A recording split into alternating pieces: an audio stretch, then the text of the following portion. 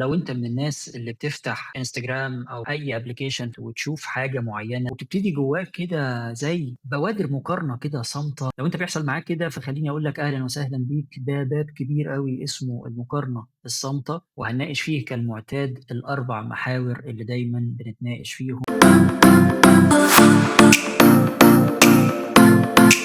النهارده هاتكلم معاك في حاجة مهمة أوي، تعالَ كده ندخل في الموضوع ونقول إنه في العادي لو أنت من الناس اللي بتفتح إنستجرام أو بتفتح أي application في وقت من الأوقات وتشوف حاجة معينة، بتشوف post أو بتشوف أي حاجة ممكن تبقى خبر عن حد، سفرية لحد، موقف حصل مع حد، ترقية مع حد حواليك، وبتبتدي جواك كده زي بوادر مقارنة كده صامتة ما هياش ظاهرة، أنت ما قُلتش حاجة عنها ولا اتكلمت حتى ولا صرّحت بالأفكار، إنما هي الأفكار دي ابتدت تظهر في دماغك وتستمر وتبني في دماغك أفكار جديدة. لو أنت بيحصل معاك كده فخلّيني أقول لك أهلًا وسهلًا بيك، ده باب كبير أوي اسمه المقارنة الصامتة، وهنناقش فيه كالمعتاد ال4 محاور اللي دايمًا بنتناقش فيهم لمّا نيجي نفتح فايل جديد له علاقة بالحتّة النفسية أو ليه علاقة بطريقة تفكيرك،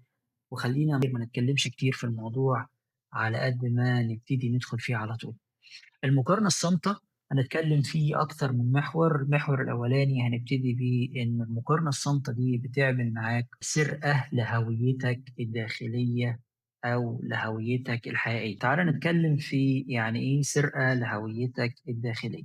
الفكرة الأولانية اللي عايز أناقشها معاك هي فكرة إن المقارنة بتعمل إيه، بتخلّيك تعيش جوّه حياة حد غيرك مش حياتك أنت. بس قبل ما أدخل في الفكرة دي وقبل ما أناقشها معاك، خلّيني أدردش معاك كده في ماهية الهوية. إيه هي الهوية؟ الهوية ممكن تقول عنها الlabel، ممكن تقول عنها الحقيقة، ممكن تقول عنها هي ما تعرفه أنت عن نفسك، أو ممكن تقول عنها هي السُمعة اللي عندك عن نفسك. فالسؤال، أنت تعرف عن نفسك إيه وبتقول عن نفسك إيه؟ هي دي الهوية بتاعتك، وهويتك بتحدد اختياراتك هيبقى شكلها إيه. تعالَ ندّي مثال، الشخص اللي بيقول والله أنا شخص vegan، أنا شخص لا آكل اللحوم، في وقت من الأوقات لو أنت مسيحي وصايم في وقت من الأوقات، فأنت بتقول أنا في هذه الفترة شخص صايم، وبناءً على إني شخص صايم في الفترة دي، فأنا فيه بعض الحاجات أنا ما باكلهاش. لو أنت صايم رمضان، فأنت النهارده بتقول والله أنا كمسلم أنا صايم رمضان، ده معناه إنه أنا من الفجر للمغرب أنا مش هاكل حاجة خالص، ولا هاشرب حاجة خالص.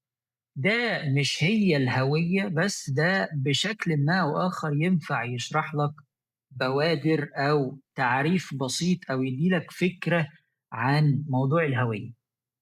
طيب، هل في موضوع الهوية ده في حتّة أكبر من كده شويتين؟ آه.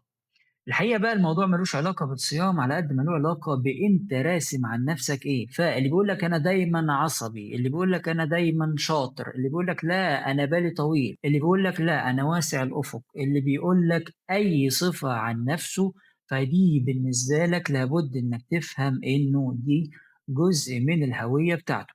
عشان كده كُنّا بنقول دايمًا إنه اللي بتقوله عن نَفْسك خُد بالك منّه علشان اللي بتقوله ده بيحدد هويتك أو بيرسم خرايط في دماغك عن نفسك، ودي حتّة هنتكلّم فيها فيما بعد. أنت بقى دلوقتي اكتب لي في الcomments شايف هويتك إزاي؟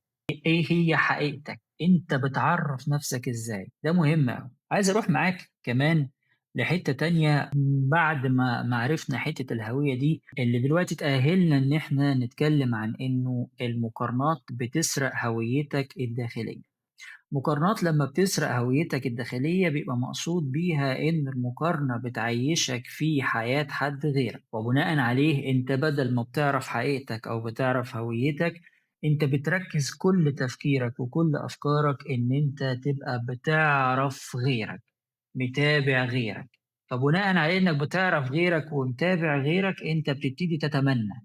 تتمنى إيه؟ بتتمنى حياة غيرك، فلمّا تتمنى حياة غيرك تتخيل إن أنت أصبحت تملك هذه الحياة وبناءً عليها تبتدي تشوف نفسك في هذه الصورة. طب سؤال أرجع بيك على طول لأرض الواقع، هل أنت في هذه الحياة؟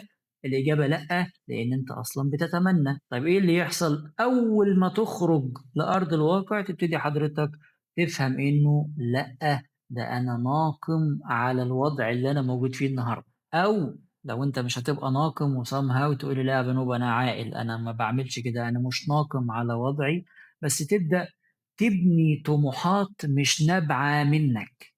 تعالَ هنا الحتّة دي مهمة أوي. طموحاتك لابد إنها تبقى نابعة منّك، لإن طموحاتك جاية من أهدافك، أهدافك جاية من تفكيرك، تفكيرك جاي من مُجمل أفكارك ومن مُجمل شكل البيئة بتاعتك، فلمّا تبقى طموحاتك مش نابعة منّك لإن أنت بتطمح لشيء شُفته عند غيرك، ده معناه إن أنت بتدّي صورة مختلفة عن أفكارك لدماغك، فبقى عندنا شخصين موجودين، واحد عنده طموحات ما هياش بتاعته، وواحد عنده أفكار هي يا عيني ما بتطلعش. تعالَ كده قبل ما تروح للحتّة دي بتفكيرك معايا بزيادة، تعالَ أقول لك على إنه ده option كده محطوط في دماغنا، لابد برضه إنك تبقى فاهم أهو، القصة مش قصة لوم وخلاص، أنا مش غرضي إن أنا أبقى بالومك وخلاص، لأ، القصة مش قصة لوم، تعالَ افهم طبيعتنا إحنا، ده كده يعتبر تقول عليه إن هو option محطوط فينا، option زيه زي الزرع الشيطاني يا سيدي، ما عنديش مشاكل، ليه؟ أنت النهارده محتاج تقيّم نفسك، ألِف، ب هتقيّم نفسك إزاي؟ لو أنت ما حدش قعد معاك ووقّف لك الoption ده، ما هو أنت الزرع الشيطاني لابد إنك تشيله، بيطلع ليه؟ مش موضوعي، ما أعرفش ومش عايز أعرف، بس هو في الآخر بيطلع. بينمو معاك، طب هتسيبه؟ لأ، طب تعمله إزاي؟ محتاج بقى تفكّر فيها بالشكل ده، ليه؟ أول ما تشوف الoption ده يبتدى يظهر وإن أنت محتاج تقيّم نَفْسك بإنّك تبُص على غيرك وصل لحد فين، لأ، محتاج تُقف وتقول لأ، أنا ما باعملش كده، ليه؟ في دراسة social comparison theory كده بتقول إنه إحنا بنقيّم نَفْسنا تلقائيًا بناءً على اللي حوالينا، ودي حتّة حقيقية أوي، ليه؟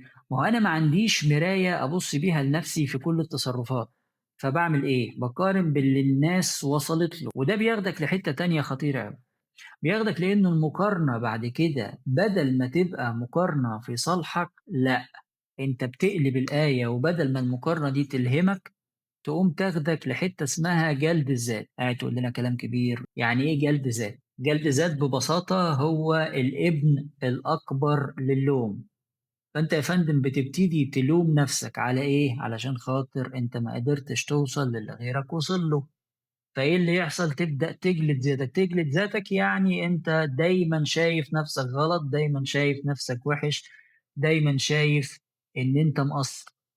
وعلى النقيض أو على الوجه الآخر لهذه العملة بتشوف إنجاز الآخرين بدل ما هو بيلهمك علشان تقول ده ممكن أعملها زي ما غيري عملها، لأ يبتدي ده يكسرك، فبدل ما يلهمك يكسرك، ده ناتج منين؟ ناتج من جلد ذاتك، تعالَ نرجع لورا، ده ناتج من جلد ذاتك ليه؟ لإن المقارنة معاك اتحولت بدل من إن هي تبقى somehow فيها حبّة تحفيز معاك، لأ هي بقت جلد ذات، لإن أنت بقيت رافض الوضع الحالي اللي أنت موجود فيه.